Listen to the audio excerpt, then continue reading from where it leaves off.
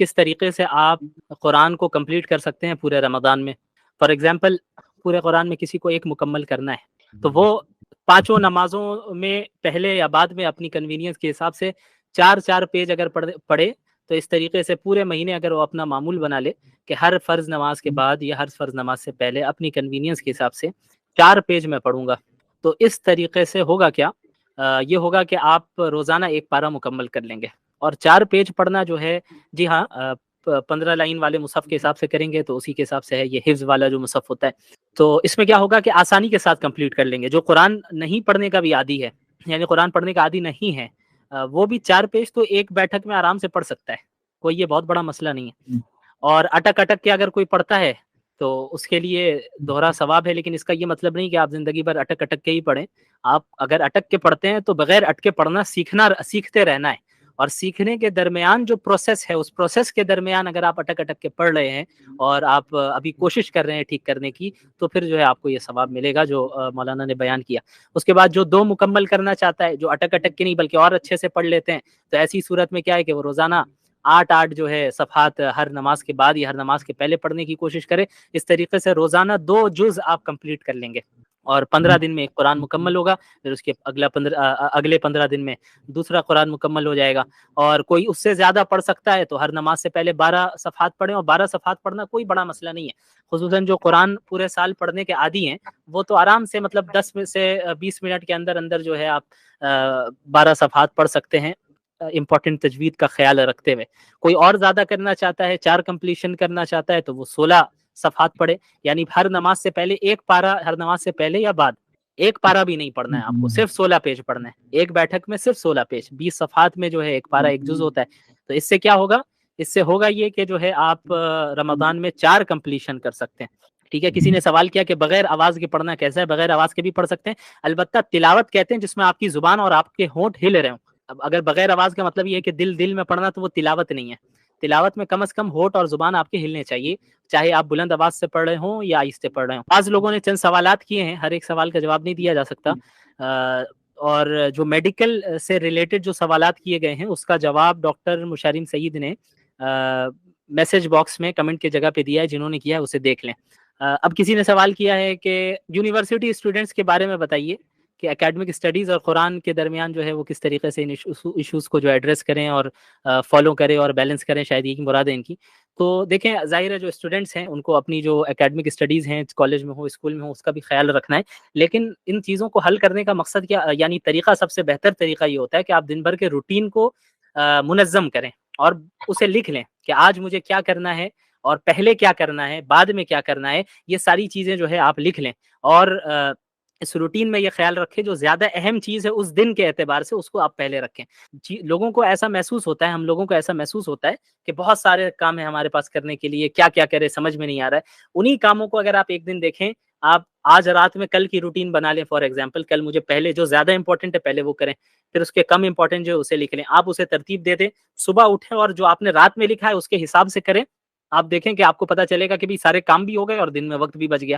کیوں؟ کیونکہ اب تک ہم ترتیب سے آرگنائزڈ وے میں نہیں کرتے آ رہے تھے. اگر ہم آرگنائزڈ وے میں کریں گے تو ساری چیزیں حل ہوں گی. اور اب جیسے رمضان ہے تو رمضان میں روزہ تو ہر حال میں رکھنا ہے، افطار تو ہر حال میں کرنا ہے، سحری تو ہر حال میں کرنی ہے، اور پھر تراویح ہر حال میں پڑھنا ہے، تہجد اور قیام اللیل کرنا ہے. تو اس کے لیے ٹائم آپ کو الگ رکھنا ہے. پھر آپ کو دیکھنا ہے کہ ان چیزوں کو کر کے کتنے ٹائم میرے پاس بچ رہے ہیں. اب اس ٹائم میں آپ کو نیند بھی پوری کرنی ہے اور جو دیگر دنیاوی کام ہے اس کو بھی دیکھنا ہے. اب اس کو آپ مرتب کیجئے، جو زیادہ اہم ہو اس کو پہلے ذکر کریں.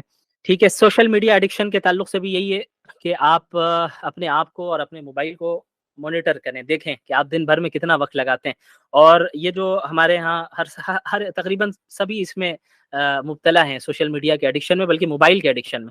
نیند بھی آ رہی ہوتی ہے پھر بھی چلائے جا رہے ہوتے ہیں، بس ایک ایڈکٹڈ ہو چکے ہیں. نیند آ رہی ہے، سو سکتے ہیں، لیکن پھر بھی موبائل چلا رہے ہیں. اس کا حل یہ ہے کہ آپ جب آپ کو سونا ہو، آپ نے عزم کیا ہے مجھے 11 بجے سونا ہے، 12 بجے سونا ہے، تو 1 سے 1.5 گھنٹے پہلے، 2 گھنٹے پہلے آپ موبائل کو بند کر کے سائڈ میں رکھ دیں، الماری میں ڈال دیں. ٹینشن نہ لیں کہ اب کیا کرنا ہے کیا نہیں کرنا ہے. اب آپ کو اگلے دن دیکھنا ہے, دن بھر کا آپ کا روٹین پورا. اب جب آپ نے 1-1.5 گھنٹہ موبائل سے اپنے آپ کو دور رکھا ہے تو خود بخود آپ کو 1-1.5 گھنٹے میں اچھی نیند آنے لگے گی. اس طریقے سے اپنے آپ کو آپ سوشل میڈیا سے دور یعنی لمٹ میں رکھ سکتے ہیں. دوسری چیز, یہ تو خصوصاً رات کے وقت ہوا, دوسری چیز اپنے آپ کو فزیکل ایکٹیویٹی میں لگائیے. فضول بیٹھے نہ رہیے, فضول بیٹھیں گے تو ان چیزوں میں زیادہ رہیں گے. جو فزیکل ایکٹیویٹی میں زیادہ رہتا ہے اس کو اتنا ٹائم نہیں رہتا ہے سوشل میڈیا پہ بہت زیادہ ایکٹیو رہنے کا. تراویح 8 یا 20 اس کے متعلق میں نے شروع میں بیان کر دیا. دعا میں یاد رکھیے, آپ بھی یاد رکھیے. How to complete the whole recitation of Quran, یہ بھی میں نے ٹیمپلیٹ کے ذریعے جو ہے دکھا دیا ہے. اعتکاف کے بارے میں بتائیے, آخر 10 دن کا اعتکاف کے ریلیٹڈ کل ہے ٹاپک, ٹھیک ہے. تو وہ جناب مولانا انیس ندوی صاحب ہیں, بہت اچھے اسپیکر ہیں ماشاءاللہ, اور سوشل میڈیا پہ ایکٹیو بھی رہتے ہیں, وہ آئیں گے. اور کل جو ہے ایک دوسرا ٹاپک اسپرٹ آف روزہ اینڈ اسپرٹ آف قیام. اسپرٹ آف سیام, سیام کہتے ہیں فاسٹنگ کو, قیام کہتے ہیں نائٹ پریئرز کو. تو اس کی روح کیا ہے, اس کا اسپرٹ کیا ہے, اسے جاننا ہے ہمیں. صرف رسم نہیں ہے روزہ, صرف تراویح اٹھا بیٹھی نہیں ہے, صرف چند سجدوں اور رکوع کا نام نہیں ہے کہ ہم اٹھ رہے ہیں اور بیٹھ رہے ہیں, بلکہ اس کے پیچھے ایک روح ہے. اسلامی عبادات میں ایک روح ہوتی ہے, اسے سمجھنا ہے, جس کو سمجھانے کے لیے انشاءاللہ ہمارے ساتھ کل مولانا حسن عمار ندوی حافظ اللہ بھی رہیں گے. وہ بھی ماشاءاللہ بہت اچھے اسپیکر ہیں. اسی کے ساتھ جو ہے کل ایک بہت ہی امپورٹنٹ ٹاپک ہے, فیمیل اسپیشل ہے, جو ہے بیلنسنگ بٹوین کچن اینڈ عبادت. کچن اور عبادت کے درمیان ہم بیلنسنگ کس طریقے سے کریں, اس کے لیے ایک پی ایچ ڈی ڈاکٹر ہیں چائلڈ سائیکولوجی میں, اور بہت ہی فیمس اسپیکر ہیں, ڈاکٹر خان مبشرہ کے نام سے ہیں. وہ انشاءاللہ کل تشریف لائیں گی, اور امید کرتا ہوں کہ کل کا دن آج کے مقابلے میں اور زیادہ مفید ثابت ہوگا آپ لوگوں کے لیے. ایک نے پوچھا ہے کہ شو آف کی اگر نیت ہو جائے تو اس کو کیا کیا جائے, فوراً استغفار پڑھیں. جی ہاں, فوراً استغفار پڑھیں, اعوذ باللہ من الشیطان الرجیم پڑھیں, اور اپنی نیت کو اسی وقت درست کریں. اگر اچھا کام کرنے جا رہے ہوں تو اس کی وجہ سے کام کو نہ روکیں. تو اوقات شیطان یہ کہتے ہیں بھائی تمہاری نیت تو ابتدا میں اچھی نہیں تھی, چھوڑ دو یہ کام مت کرو. نہیں, فوراً نیت کو صحیح کریں, وہ کام ہم جاری رکھیں گے. ٹھیک ہے. کیا مکمل زکوٰۃ رمضان میں ادا نہ کر سکے تو کیا پکڑ ہوگی؟ دیکھیں یہ یاد رکھیے کہ زکوٰۃ کا رمضان سے کوئی تعلق نہیں ہے. یہ ہمارے معاشرے میں چل پڑا ہے کہ رمضان میں ہی زکوٰۃ ادا کرتے ہیں. زکوٰۃ جب آپ پر ادائیگی اس کی واجب ہو جائے گی, چاہے محرم میں ہو, سفر میں ہو, ربیع الاول میں ہو, یا رمضان میں ہو, یا غیر رمضان میں ہو, آپ کو اسی وقت نکالنا ہے. یہ تو ہمارے معاشرے میں ایک چل پڑا ہے کہ بھئی چونکہ رمضان میں زیادہ صدقات کی زیادہ فضیلت ہے اور نیکیوں کی کا ثواب زیادہ ملتا ہے, اس لیے لوگ رمضان میں نکالتے ہیں, جو کہ اچھی چیزیں نکال سکتے ہیں. البتہ اگر رمضان سے پہلے آپ پر اس کی ادائیگی واجب ہے تو اس پہلے ہی آپ نکالیں, اس میں ڈیلے نہ کریں. کیا پتہ کہ جو ہے رمضان سے پہلے موت ہو جائے, تو اب کیا ہوگا کہ آپ نے اس فرض کو ڈیلے کیا, وہ فرض رہ جائے گا. اس لیے رمضان کا زکوٰۃ سے کوئی تعلق نہیں ہے, اور اگر زکوٰۃ آپ ادا کرتے ہیں رمضان میں وہ بھی جائز ہے, بالکل اچھی چیز ہے, کر سکتے ہیں. اور زکوٰۃ کے علاوہ عام نفلی صدقات و خیرات کا بھی اہتمام کیجیے. لا يحب اللہ الجہر بالسوء من القول الا من ظلم. اللہ تعالیٰ نے اس میں یہ بیان فرمایا کہ اللہ تعالیٰ کسی کی برائی کرنے کو پسند نہیں کرتا, یعنی اللہ تعالیٰ غیبت کو پسند نہیں کرتا, اور کوئی کسی کی برائی بیان کرے اللہ تعالیٰ اس کو پسند نہیں کرتا. الا من ظلم, سوائے اس شخص کے جو مظلوم ہو. یعنی ایک مظلوم اگر اپنے ظلم کی داستان کسی کو سنا رہا ہے, یا مثلا جو ظالم اس پر ظلم کر رہا ہے اس ظالم کی شکایت وہ مظلوم کسی سے کر رہا ہے, تو یہ غیبت میں داخل نہیں ہے, بلکہ یہ مظلوم کا حق ہے کہ وہ حق کے لیے آواز اٹھائے, کہ اس پر جو ظلم ہو رہا ہے اور جو زیادتی ہو رہی ہے اس کے خلاف وہ آواز اٹھائے, اور اس آواز اٹھانے میں وہ اگر ظالم کی برائی بیان کر رہا ہے اور اس نے جو ظلم و زیادتی اس پر ڈھائی ہے اس کو بیان کر رہا ہے, تو یہ چیز غیبت میں ہرگز داخل نہیں ہے, یہ اس کا حق ہے.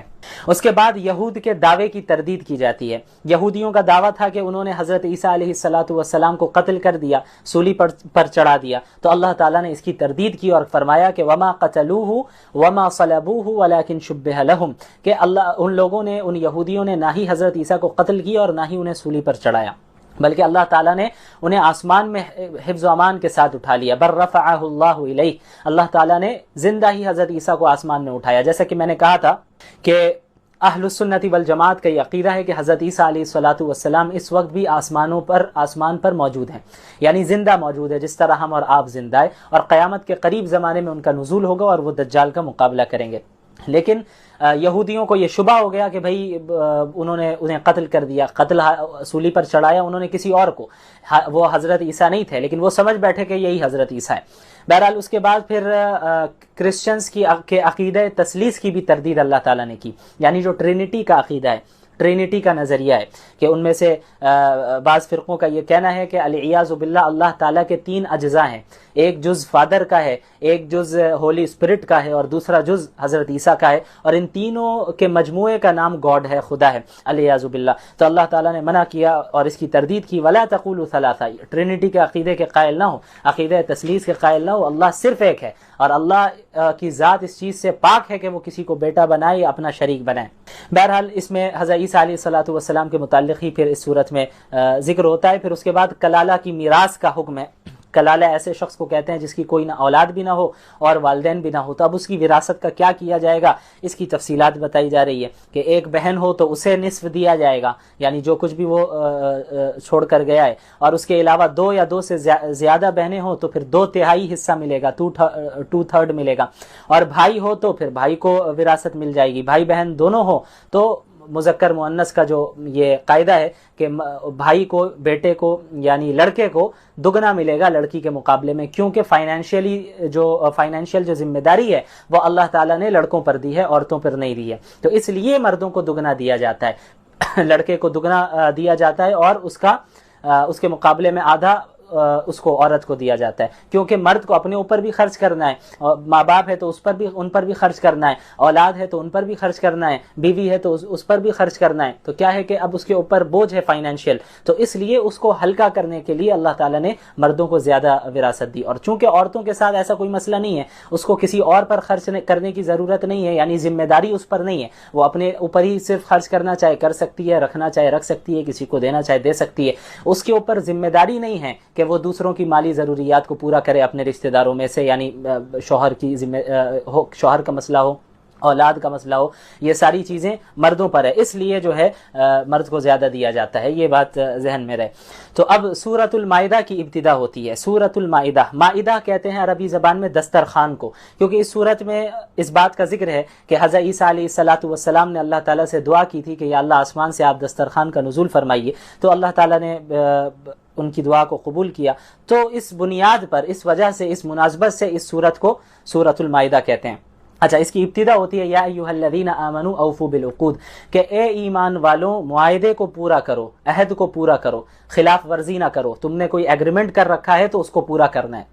اب دیکھیں، معاہدات کی 2 قسمیں ہو سکتی ہے۔ ایک معاہدہ تو وہ ہے جو اللہ اور بندوں کے درمیان ہے، کہ ہم نے اللہ سے معاہدہ کر رکھا ہے کہ ہم اللہ کے دین پر عمل کریں گے، اللہ کے احکامات پر عمل کریں گے، اور اللہ نے جن چیزوں سے ہمیں روکا ہے ان چیزوں سے بچیں گے، تو ان معاہدات کو بھی پورا کرنے کا حکم ہے۔ اور اس کے علاوہ وہ معاہدات جو بندوں سے کرتے ہیں، لوگوں کے درمیان آپس میں ایک دوسرے کا جو معاملات ہوتے ہیں، لین دین کا مسئلہ ہے، اس میں جو معاہدہ اور ایگریمنٹس کرتے ہیں ہم، تو اس کی بھی جو ہے اس کا بھی لحاظ رکھنا اور اس کو پورا کرنا ضروری ہے۔ عہد کی خلاف ورزی کرنا یہ بہت بڑا جرم ہے، اور یہ ایک مومن کی شان نہیں ہے کہ وہ معاہدے اور ایگریمنٹ کی خلاف ورزی کرے۔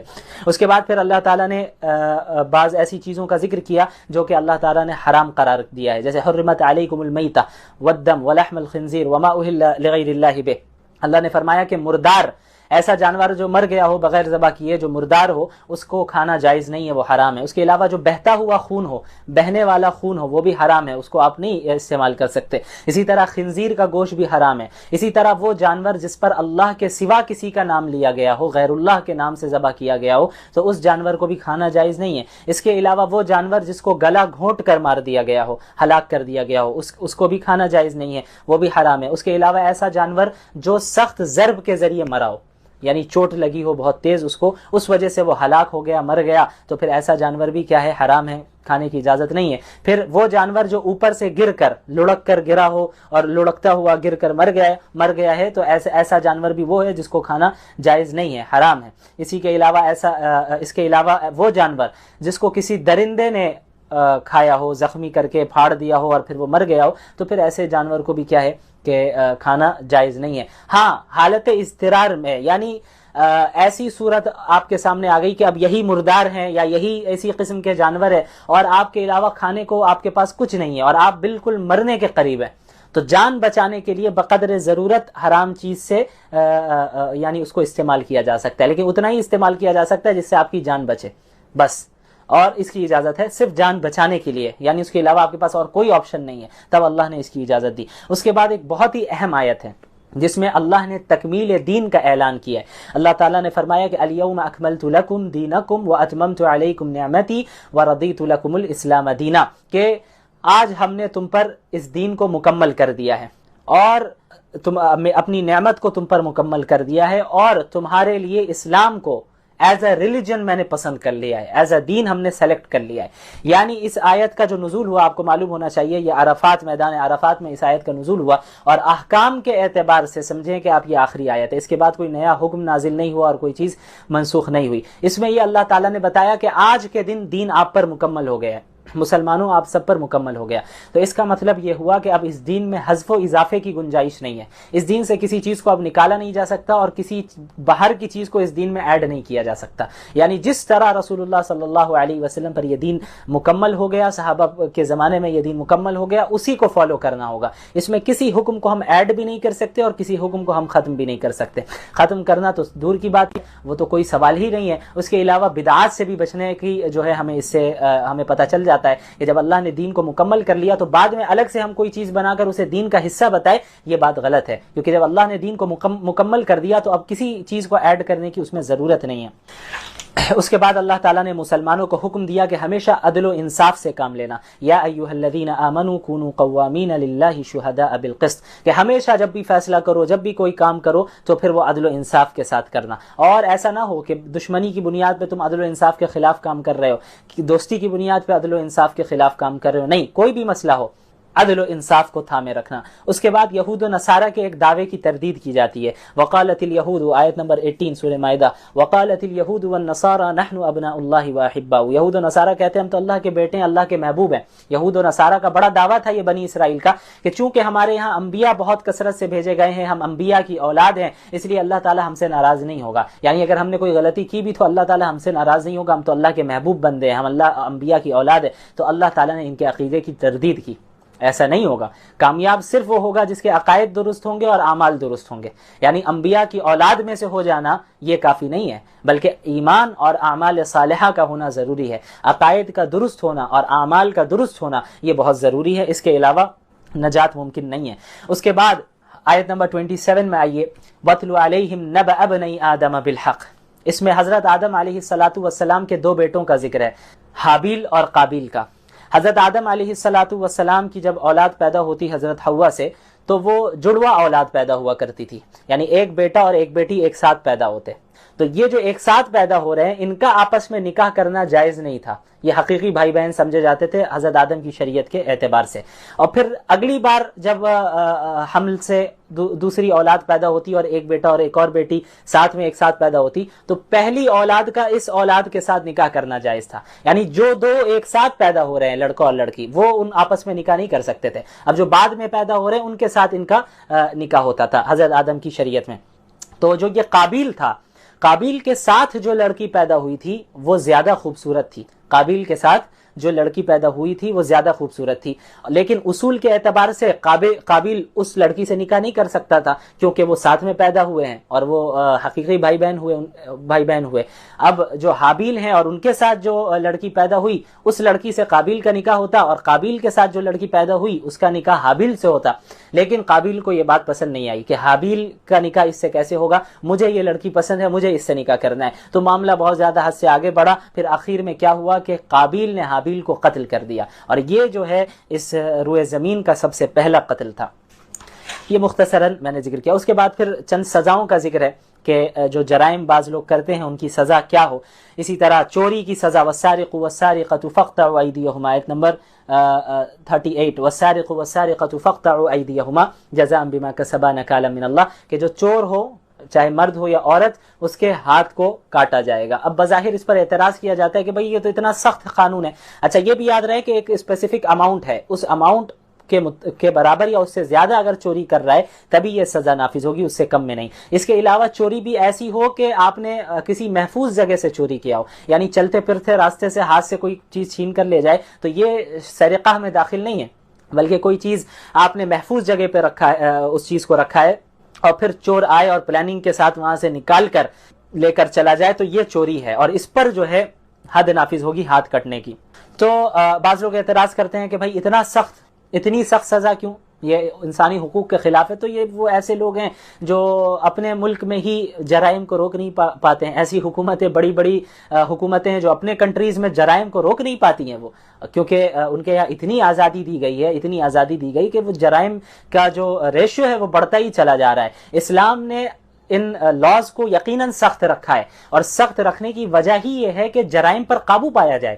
یعنی اگر سزا سخت نہیں ہوگی تو کیسے جرائم پر آپ قابو پائیں گے؟ اب مثلا یہ ہاتھ کاٹنے کا مسئلہ ہے، تو ایسا نہیں ہوگا اگر آپ اسلامی حکومت کو دیکھیں، کہیں اسلامی حکومت قائم ہو جائے اور وہاں پہ یہ ہاتھ کاٹنے کا بھی جو ہے یہ سزا بھی نافذ ہو جائے، تو ایسا نہیں ہوگا کہ آپ دیکھیں گے کہ ہر گھر میں کسی کا ہاتھ کٹا ہوا ہی ہے. ایسا نہیں ہوتا، بلکہ ہاتھ کٹتا ہے کسی ایک دو چور کا ہی اور پورا ملک باز آ جاتا ہے. مقصد یہی ہے کہ سزا ایک دو پر نافذ ہوگی، لیکن سزا اتنی سخت ہو کہ جو چور ہے وہ چوری کرنے کا ارادہ ہی چھوڑ دے. یہی اصل مقصد ہے سزاؤں کا. بہرحال اس کے بعد پھر یہود و نصارہ سے دلی دوستی کی ممانعت کی گئی. یا ایھا الذین آمنوا لا تتخذوا اليهود والنصارى اولیاء، کہ اے ایمان والو یہود و نصارہ کے ساتھ دلی دوستی نہ کرو. جیسا کہ پہلے بھی گزرا، میں نے اس کی تفصیل بتائی کہ ظاہری جو رکھ رکھاؤ کے لیے تعلق ہونا چاہیے وہ رکھ سکتے ہیں، اور ان کے ساتھ حسن سلوک کے ساتھ ہی پیش آنا ہے.